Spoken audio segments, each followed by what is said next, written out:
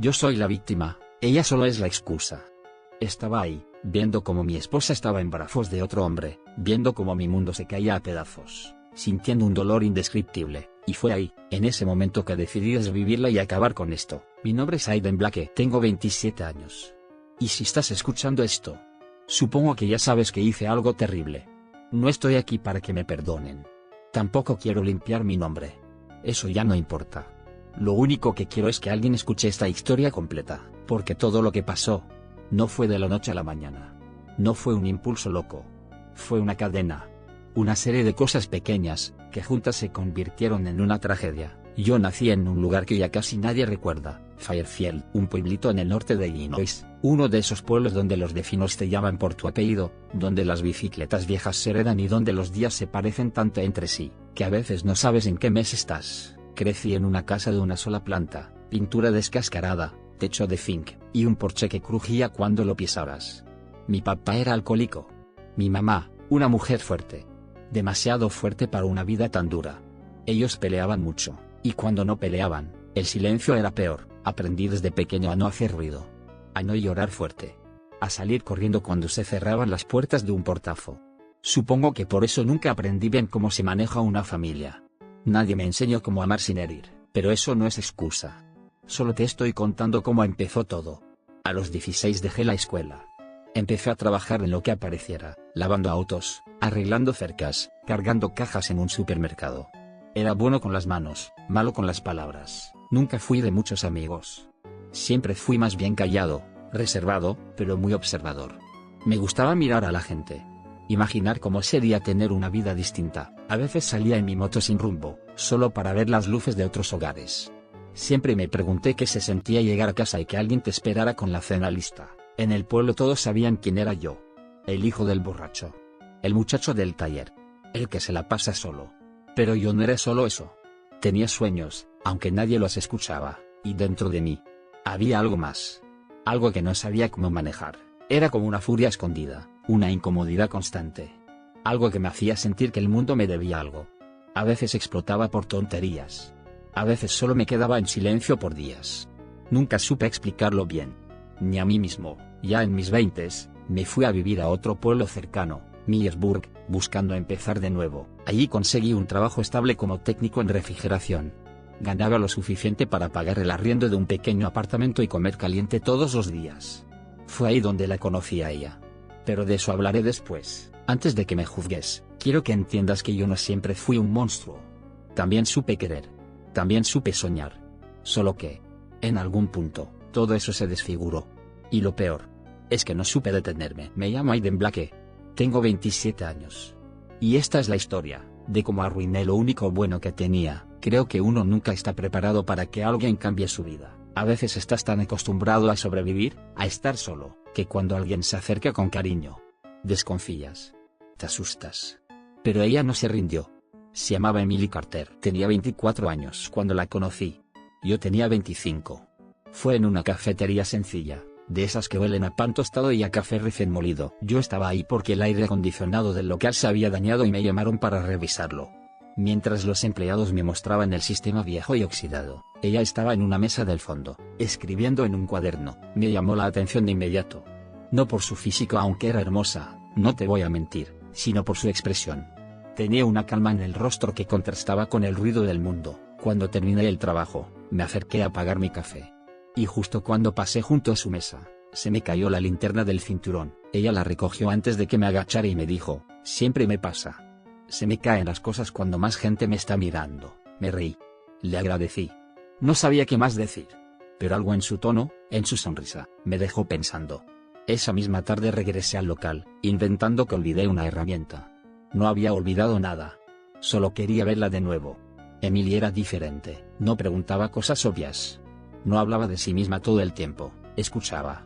Y tenía esa forma de mirarte como si nada en el mundo importara más que lo que tú estabas diciendo. La invité a salir. Primero al parque. Luego al cine. Luego a caminar por las afueras del pueblo, y cuando tomé su mano por primera vez, me temblaban los dedos. Me sentía como un niño otra vez. Me preguntaba cada día si ella realmente veía algo en mí, un tipo como yo, con pasado complicado, sin mucho que ofrecer. ¿Qué podía darle a alguien como ella? Pero ella nunca me hizo sentir menos. Me hacía sentir posible. Después de 3 meses, empezamos a vernos casi todos los días. A los 6, ya pasábamos las noches juntos. Cuando le conté cosas de mi infancia, pensé que se iría. Le hablé de los gritos, de las noches encerrado en el baño mientras mi padre tiraba botellas contra la pared. Le hablé de cómo me prometí nunca parecerme a él. Ella solo tomó mi mano y me dijo: no eres él. No tienes que cargar con lo que otros te hicieron. Y yo, juro por Dios que en ese momento sentí que valía la pena seguir vivo. Al año de conocernos, nos fuimos a vivir juntos. Encontramos un apartamento pequeño, de 2 cuartos, justo en la calle Jefferson, cerca del mercado central. Era modesto, pero nuestro. Recuerdo que pintamos las paredes una tarde lluviosa de marzo. Yo escogí un gris claro, pero ella lo odiaba. Dijo que parecía una cárcel. Así que terminamos pintando todo de verde oliva. Compramos una cama usada, una cafetera vieja y un sofá de segunda mano con un hueco tapado por una manta. A pesar de todo eso, Emily siempre decía: es perfecto. Aquí empieza nuestra historia. No teníamos mucho, pero lo poco que teníamos era de los dos. Y aunque mi trabajo seguía siendo pesado, llegaba cansado pero feliz. Porque al final del día, ella estaba ahí, me recibía con un beso. A veces con café caliente. A veces con silencio, pero un silencio tranquilo, que no me exigía nada. Emily me enseñó a bajar la guardia. A no gritar cuando me molestaba. A respirar. A no tomarlo todo como un ataque. Yo nunca había vivido eso. Y de a poco, empecé a sentir que, tal vez sí podía ser diferente. Tal vez sí podía ser un buen hombre. Un año después, nos enteramos de que ella estaba embarazada. Recuerdo cómo me lo dijo. Me dejó una notita pegada en la nevera que decía: vas a ser papá. Me temblaron las piernas. Me senté en el suelo y me eché a llorar. No de miedo, de emoción. Yo no tuve un buen padre. Pero tal vez, solo tal vez, yo sí podía serlo. Y Emily. Ella estaba radiante. Caminaba por la casa tocándose el vientre, hablándole al bebé, le cantaba canciones. Soñaba con nombres. Con decorar el cuarto. Me hizo sentir que tenía un propósito. En ese momento, te lo juro, yo la amaba más que a mi propia vida. Si ella me hubiera pedido el mundo, yo habría buscado la forma de dárselo, le habría entregado cada segundo, cada moneda, cada respiro. La amaba a sangre fría. Con locura. Con fuego y sin límites. No había un solo día en que no se lo dijera. A veces me despertaba antes que ella solo para mirarla dormir, porque cuando uno no ha tenido nada, y de repente la vida te da algo así, lo proteges con todo lo que tienes. Aunque, a veces, ese todo punto, también te destruye. Emily era mi sol en un mundo gris. Mi calma. Mi casa. Y sin darme cuenta, me estaba volviendo dependiente de su luz. Cuando pienso en esos años, a veces no sé si fue real. O si fue un sueño que se me escapó de las manos. Porque durante un tiempo, lo tuvimos todo. Emily y yo. Estábamos bien. No perfectos, pero bien. Y lo mejor de todo, yo también estaba bien conmigo mismo. El trabajo que había empezado como técnico en refrigeración creció más rápido de lo que imaginé. Un cliente recomendó mi servicio a una empresa. Esa empresa me dio más contratos. Y sin darme cuenta, tenía más trabajo del que podía manejar solo. Entonces lo decidí. Abrí mi propia microempresa. Empecé con lo básico. Una furgoneta vieja, mis herramientas, un logo diseñado por el primo de Emily, y 5 trabajadores. Les pagaba bien, los trataba con respeto. Nos movíamos como una familia. Y funcionó. Nos empezaron a llamar de otras ciudades. Los pedidos aumentaban. Las recomendaciones no paraban. Emily me ayudaba con la parte contable. Se encargaba de los correos, del calendario, del papeleo. Siempre fue organizada. Tenía una mente brillante. Entre los dos levantamos eso como si estuviéramos criando otro hijo. A los 2 años, nos compramos nuestro primer apartamento propio. Un segundo piso, con balcón, cocina abierta, y una vista preciosa a la colina. No era lujoso, pero sí nuestro. Emily decoró cada rincón con amor, colgó fotos en las paredes, le puso plantitas al baño, y eligió cortinas que combinaban con los cojines. Recuerdo que me sentaba en el sofá, miraba alrededor, y pensaba: ¿en serio esta es mi vida ahora? ¿Yo logré esto? A los 3 años, compramos un auto nuevo. Rojo vino, motor silencioso, asientos de cuero. No por lujo, sino porque lo necesitábamos. Llevábamos a nuestro hijo al jardín, íbamos a ver a su abuela los domingos, hacíamos viajes cortos por carretera. Cada fin de semana era una aventura. Emily hacía emparedados, ponía música, y el niño se dormía en la parte trasera. Nos deteníamos en gasolineras para comprar snacks baratos y reírnos de cosas tontas. Eran momentos pequeños, pero se sentían gigantes. Mientras tanto, nuestro hijo crecía sano, alegre, lleno de preguntas. Empezamos un fondo de ahorro para su universidad. Cada mes, aunque fuera poco, poníamos algo. Le prometí a Emily que él no pasaría por lo mismo que yo. Que no tendría que dejar la escuela por falta de dinero, que lo veríamos graduarse, con toga, birrete. Y con sus sueños intactos. Y ella me creía. Siempre me creyó. A los 4 años, la vida nos dio otra sorpresa. Emily me llamó una noche al trabajo. Me pidió que no llegara tarde. Cuando entré a casa, estaba en la sala, con una caja envuelta. Dentro, había unos zapatitos diminutos, y una nota que decía, el equipo crece. Me quedé en silencio. No lo podía creer. Otro hijo. Otro comienzo. Me eché a llorar, la abracé como si el mundo se estuviera acabando. Y de alguna forma, también empezó a acabarse ahí. Pero yo no lo sabía todavía. La empresa, mientras tanto, explotó en crecimiento. Nos aliamos con otra firma mediana que trabajaba en sistemas de calefacción. Hicimos una integración total, refrigeración y calefacción bajo un solo nombre. En menos de 6 meses, dominamos el mercado regional. Pasamos de 5 empleados a 15 trabajadores estables. Teníamos áreas divididas, uniformes con nuestro logo bordado, página web, hasta oficina con recepción. Abrimos 3 franquicias más en el país. Y una en la frontera con Canadá, que nos abrió puertas inesperadas. Las ganancias eran buenas. Muy buenas, pero más allá del dinero. Teníamos respeto. En la comunidad nos conocían. Gente que antes me veía como el técnico solitario, ahora me llamaban señor Blake, me invitaban a eventos de negocios, me ofrecían colaboraciones, me preguntaban por charlas motivacionales. Y yo siempre decía, todo esto es gracias a Emily. Porque era cierto. Ella estaba detrás de cada decisión correcta. Ella me impulsaba. Me equilibraba. Ella era mi brújula. En 4 años. De dormir en una colchoneta inflable, pasamos a tener una casa con 2 baños, aire central, y una cocina donde cabían los sueños. De caminar por necesidad, a manejar un auto familiar. De vivir al día. A pensar en el futuro, de no tener nada. A tenerlo todo. 4 años. Solo 4. Y yo ya había conseguido todo lo que alguna vez soñé. Una mujer que me amaba. 2 hijos en camino. Un negocio propio. Una vida estable.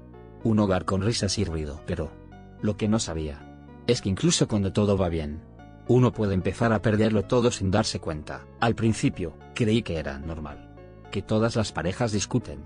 Que el estrés, los nervios, el cansancio, terminan pasándonos factura a todos. Al principio, pensé que estaba exagerando. Que quizás yo era demasiado sensible. La primera vez que me gritó con esa mirada que no reconocí, yo mismo me convencí de que era mi culpa. ¿Estás todo el día en el trabajo, y encima llegas a cuestionarme por una tontería?, me dijo. Y no, no era una tontería. Era una foto, una conversación, un mensaje, pero yo me callé. Me disculpé. La abracé. Pensé que era el estrés del embarazo, del negocio, de la vida. Y así se volvió costumbre. De repente, cualquier cosa que dijera era una provocación. Si llegaba feliz, estaba actuando raro. Si llegaba serio, era que estaba escondiendo algo. Cuando no peleábamos, el ambiente era denso. Silencios largos. Miradas frías. Pero siempre, después de cada tormenta, venía la calma. Y en esa calma ella me pedía perdón, me decía que me amaba, que estaba pasando por muchas cosas, que el bebé, que la presión, que el insomnio.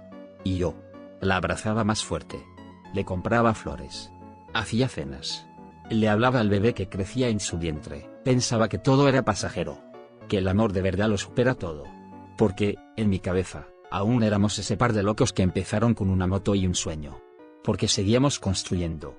Porque ya éramos padres. Porque la familia se agrandaba y eso lo cambiaba todo. Pero las discusiones empezaron a tener otra frecuencia. Y otro volumen. Las puertas ya no se cerraban, se azotaban. Las palabras ya no dolían, quemaban. Ella empezó a desaparecer. No físicamente, no. Estaba ahí. Pero no estaba. Me miraba como si no me conociera. Me hablaba como si estuviera hablando con un enemigo. Lo más cruel de todo fue que, cuando teníamos esos momentos de ternura, yo me ilusionaba. Pensaba, ahora sí. Todo va a mejorar. Pero era un ciclo. Un maldito ciclo. Me despertaba en la madrugada y ella ya no dormía a mi lado. Me decía que no podía descansar, que el bebé le pateaba mucho, que prefería el sofá. Yo le llevaba una cobija. Un vaso de agua. Y me iba de nuevo a la cama, con el pecho pesado. Sin saber que esa distancia no era por el bebé, que en esa sala no solo dormía, que algo ya se estaba quebrando. Y yo, tan ciego, tan enamorado, no lo quería ver. Me aferré con todas mis fuerzas a la imagen que tenía de ella, a lo que habíamos sido, a lo que seguía creyendo que éramos. Lo que no sabía, es que el amor a veces no muere de un golpe. A veces muere a pellizcos. Y yo ya tenía moretones en el alma. Nunca he sido muy bueno con las palabras. Pero con ella, todo se volvía distinto. Siempre sentí que no necesitaba hablar tanto, que mis actos hablaban por mí. Sin embargo, había algo que sí necesitaba decirle y lo hacía casi a diario, en silencio, en voz baja, cuando la miraba dormir o cuando se reía con los ojos cerrados. Te amo con una fuerza que me da miedo. Amarla a ella era como amar el fuego. Un fuego cálido que te hace sentir vivo, pero que si lo tocas sin cuidado, te quema sin piedad. Y aún así, yo lo habría tocado 1000 veces. Por ella, no había límites. Nada era demasiado. Si me hubiera pedido bajarle la luna, me habría partido la espalda construyendo una escalera. Una vez le dije que si el mundo estuviera en mis manos, se lo pondría en las suyas. Que si su felicidad costara mi vida, sin dudar, firmaba mi despedida. No porque fuera débil, sino porque amarla me fortalecía. Y a la vez, me desarmaba, a veces, mientras caminábamos por el apartamento que tanto nos costó conseguir, y veía los juguetes tirados por el suelo, el eco de las risas de nuestro hijo en el fondo, y ella sonriéndome desde la cocina. Me quedaba quieto, en silencio, solo para observar. Porque no quería olvidar nada. Quería grabarme ese momento para siempre. Pensaba, ¿cómo es que logré todo esto? ¿Cómo fui tan afortunado de tenerla a ella? No lo decía para que me creyera perfecto. Yo tenía errores, claro. A veces trabajaba demasiado. Otras veces me cerraba en mis pensamientos y me costaba hablar de lo que sentía. Pero si había algo que nunca dejé de hacer, fue amarla, de forma completa. De forma brutal. De forma entregada. Y no me importaba que otros no lo entendieran. Algunos amigos me decían que yo me había ablandado, que me tenía de rodillas. No sabían que no era debilidad. Era entrega. Era lealtad. Era admiración, porque no era solo la madre de mis hijos. Era la mujer con la que yo quería envejecer. Era con quien imaginaba ver a nuestros hijos graduarse, tener nietos, y sentarnos en un porche recordando los tiempos difíciles como anécdotas de guerra superadas. Recuerdo una noche, estábamos solos en el balcón. Ella tenía frío y yo la cubrí con mi chaqueta. Me apoyé detrás suyo, la abracé y le dije al oído: tú sabes que si me tocara volver a vivir todo esto desde el principio, incluso los momentos más jodidos, lo haría otra vez, con tal de terminar aquí, contigo. Ella no dijo nada. Solo me apretó la mano. Y en ese silencio, lo entendí todo. Era mi hogar. Mi destino. Mi elección. Y aunque el mundo se derrumbara como más adelante lo haría, en ese instante, lo habría dado todo por ella, sin saber que el todo iba a ser demasiado. Yo no era perfecto, y ella tampoco. Lo supe desde el principio. Pero, ¿quién lo es, verdad? Todas las parejas discuten. Todas. Pensé que nosotros no éramos la excepción, y que nuestras peleas eran parte de crecer, de madurar, de aprender a convivir. Pero con el tiempo me di cuenta de que algo no estaba bien. Al principio eran discusiones pequeñas, que si dejé un vaso mal puesto, que si llegué 5 minutos tarde, que por qué no respondí su mensaje en medio de una reunión importante. Yo, que intentaba mantener un equilibrio entre el trabajo y mi familia, sentía que poco a poco comenzaba a caminar por una cuerda floja. Y lo peor, sin red de seguridad debajo. A veces, sus reclamos me dejaban sin palabras. Me congelaban. Porque eran tan desproporcionados, tan cargados de rabia, que no entendía cómo esa mujer, la misma que me había dado un hijo, que construyó una vida conmigo, podía mirarme con esos ojos que ya no eran dulces, que ya no hablaban de amor, hablaban de exigencia, de control, de algo más profundo. Algo que yo no podía nombrar en ese momento. Recuerdo una noche, justo después de haber cerrado un trato importante con una cadena internacional que quería nuestra franquicia en México. Estaba exultante. Quería celebrarlo con ella, contarle cada detalle. Me sentía un niño emocionado, queriendo mostrarle su dibujo a su mamá. Pero en lugar de una sonrisa, lo que encontré fue un muro, signo de interrogación abierta. ¿Y ahora qué? ¿Vienes borracho?, me dijo, sin ni siquiera mirarme. Signo de interrogación abierta. ¿Borracho? Vengo de una reunión. Cerramos el trato en Ciudad de México. Lo logramos, amor. Nos vamos a expandir allá. No hubo abrazo. No hubo beso. Solo silencio. Y después, como si nada de lo que yo dijera importara, lanzó el teléfono contra la mesa. No me interesa si vendes el mundo. Yo estoy aquí sola, criando a tus hijos, ¿sabes? Me dolió. No porque no tuviera razón en algunas cosas, sino porque ya no celebrábamos juntos. Ya no soñábamos al mismo ritmo, cada pelea se volvía un interrogatorio.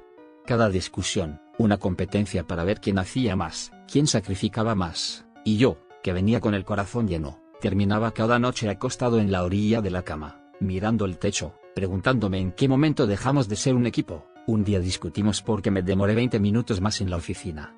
Otro, porque olvidé comprar su marca favorita de pan. Un día lloró frente a mí diciendo que no la amaba como antes.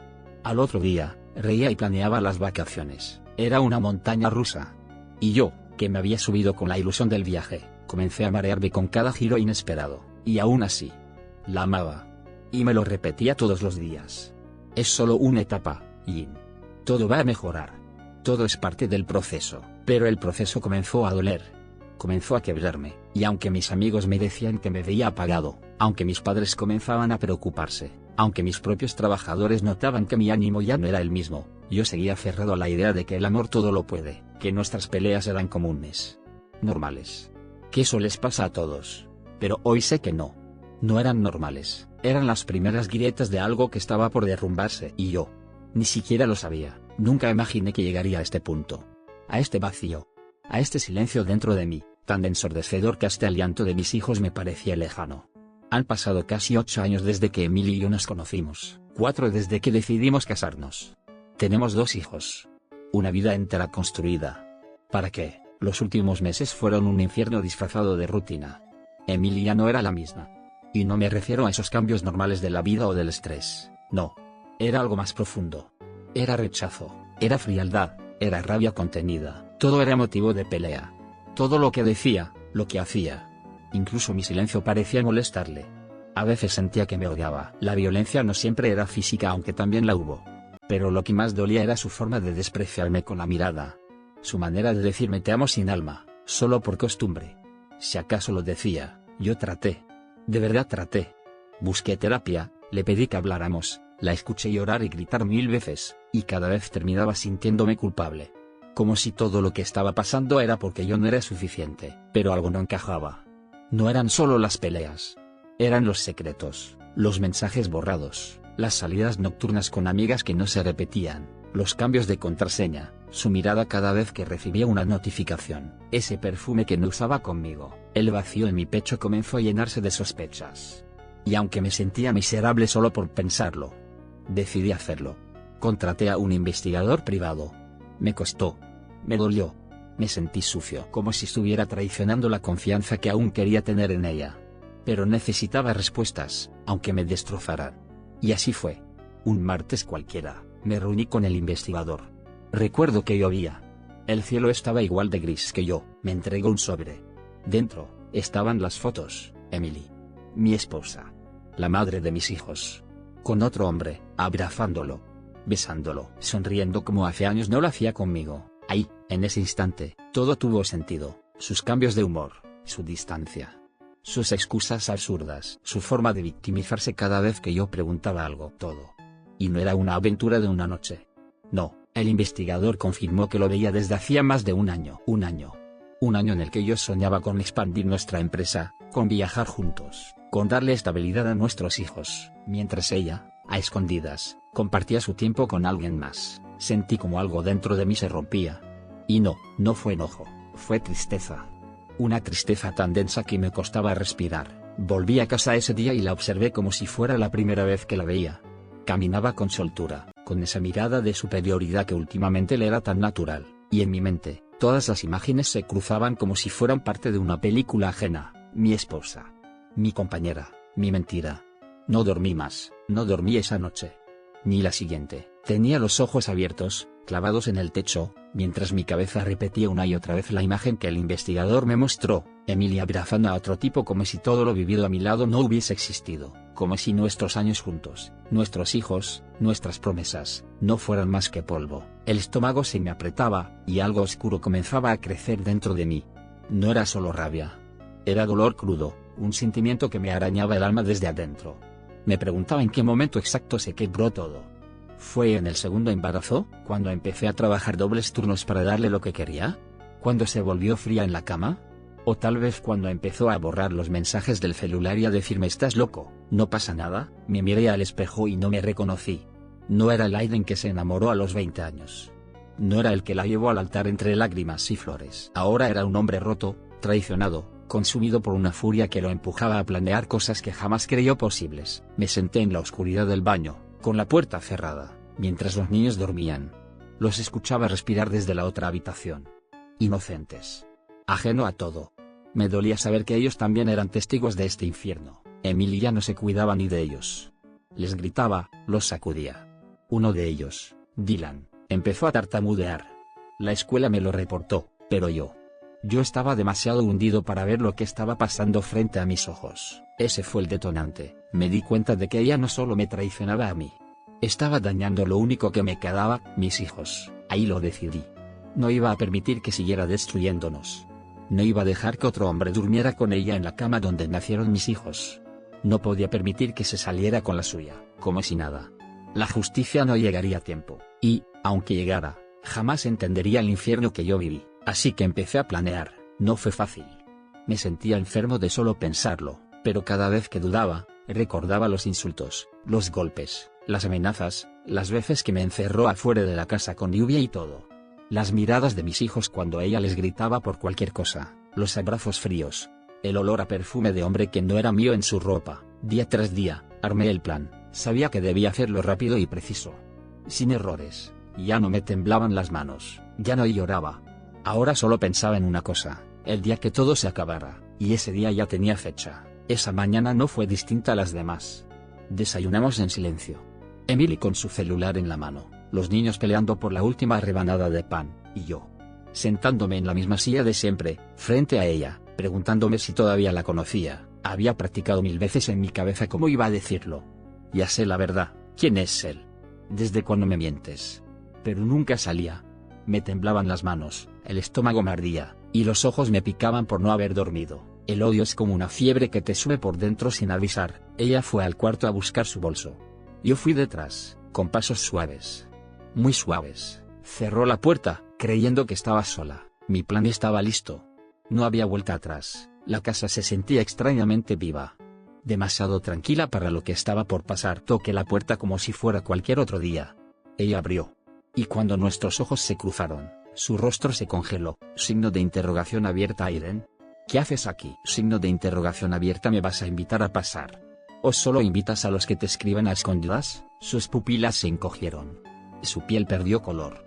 Y por primera vez en mucho tiempo, la vi sin máscara. Signo de interrogación abierta. ¿De qué estás hablando? Intentó fingir con una voz temblorosa. No juegues conmigo, Emily. No hoy. Di un paso dentro. Ella retrocedió. Los niños estaban en la sala. Me miraban con esa inocencia que me rompía por dentro. No eran culpables. Nadie les debía esto. Pero lo iban a ver todo. Suban a su cuarto, dije con voz firme. No les grité. No podía. Los niños obedecieron sin entender. Yo los amaba. Y aún los amaba. Cuando subieron las escaleras, cerré la puerta con seguro. Aiden, estás asustándome. Signo de interrogación abierta. ¿Asustada? ¿Tú? ¿Después de lo que hiciste? Después de traicionar nuestra casa. ¿Nuestra cama? Ella se fue contra mí, empujándome en el pecho. Signo de exclamación abierta. ¿Estás loco? Déjame en paz. Pero yo ya no era el mismo. Yo ya no era paz. La sujeté de los brazos. Signo de exclamación abierta. Lo leí todo, Emily. Cada mensaje, cada cita, cada te extraño que no era para mí. Su mano voló contra mi cara. Un golpe directo a la frente con un adorno de la mesa. Sentí la piel partirse. La sangre comenzó a caerme por la ceja, bajando hasta la mejilla. El metal tintineó contra el piso. El rugido en mi pecho creció. Signo de exclamación abierta. Te odio. Me gritó, siempre te he odiado. Eres un maldito enfermo que nunca supo cómo amarme. La rabia me cegó. La tomé de los hombros y la empujé contra la pared. El marco de una foto cayó al suelo y se rompió. Era nuestra foto. Justo esa. Signo de interrogación abierta. ¿Eso crees? ¿Que no supe amarte? Yo te di todo, Emily. Todo. Ella intentó correr hacia la puerta. Yo la atrapé del brazo. Nos tropezamos, caímos al suelo. Luchó con uñas y dientes, literalmente. Me rasguñó la cara. Me pateó el estómago. En un segundo de descuido, me lanzó un codo al rostro. Escuché como algo dentro de mi nariz se quebraba. La sangre corría por ambos. El suelo quedó marcado de rojo. Ella, jadeando, se arrastró hacia el sofá, buscando su celular. Pero ya era tarde. La agarré por detrás. La sujeté con fuerza. Gritó como nunca antes. Y yo solo escuchaba un eco hueco en mi cabeza, signo de exclamación abierta. Mírame. Mírame. Le grité, quiero que lo sepas antes de irte. Tú me mataste primero. Sus uñas buscaron mi rostro una vez más. Pero esta vez, mi mano se cerró alrededor de su garganta. Los segundos se alargaron como horas, sus piernas patalearon. Su cuerpo se retorció. Me suplicó con los ojos. Pero yo ya no estaba ahí, yo ya no era Aiden. Yo era cada lágrima que ella ignoró. Cada noche en que dormí solo. Cada vez que me dijo te amo pensando en otro, su cuerpo dejó de moverse, me quedé en silencio, respirando con dificultad, las manos temblorosas, escuché unos pasos bajando las escaleras. Era el niño más pequeño. Me miró desde la baranda, con los ojos gigantes, el pijama arrugado y un muñeco en la mano. No dijo nada. Yo tampoco. Me senté en el suelo, con el rostro cubierto de sangre, el corazón hecho trizas, y la conciencia vacía. Los niños seguían llorando, no sabían si correr, si gritar, o si quedarse congelados como estatuas. Yo solo miraba el cuerpo de Emily, ya no se movía, tenía las manos cubiertas. No de miedo, de lo que quedaba de lo que algún día fue mi vida. El silencio en esa casa era irreal, solo se escuchaba el zumbido de un foco viejo parpadeando. Y el tic-tac de un reloj colgado en la cocina, marcaba las 4:27 p.m., la hora exacta en la que todo se terminó. Y entonces lo escuché, sirenas. Primero lejos. Y luego cada vez más cerca. ¿Alguien había llamado? ¿Los vecinos? ¿Uno de los niños? O tal vez alguien que no quería que esto terminara así. Me asomé por la ventana, y ya estaban ahí, 3 patrullas. Una camioneta de la fiscalía, y un par de hombres de negro que bajaron con chalecos antibalas. Venían por mí. No corrí, no grité. No me defendí, simplemente me senté en el suelo, con la espalda contra la pared, como si ya no quedara nada dentro de mí. Uno de ellos entró primero, me apuntó con su arma, pero al verme sin resistencia, bajó el arma. ¿Signo de interrogación abierta? ¿Nombre?, preguntó uno de los agentes, mientras otro me esposaba. Aiden Blake, alias Blake, ¿verdad? Ya sabíamos que tarde o temprano cometerías otro error, asentí. No tenía sentido decir nada más. Me llevaron caminando entre la mirada de los vecinos.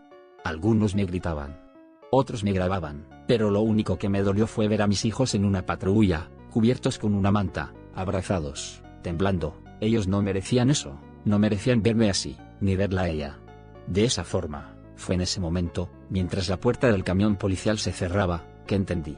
El odio no me hizo fuerte, me destruyó. La justicia vino, tarde, pero vino, y esta historia ya no me pertenece. Historia Rap sin Felejo, saludos. No te olvides de seguirme,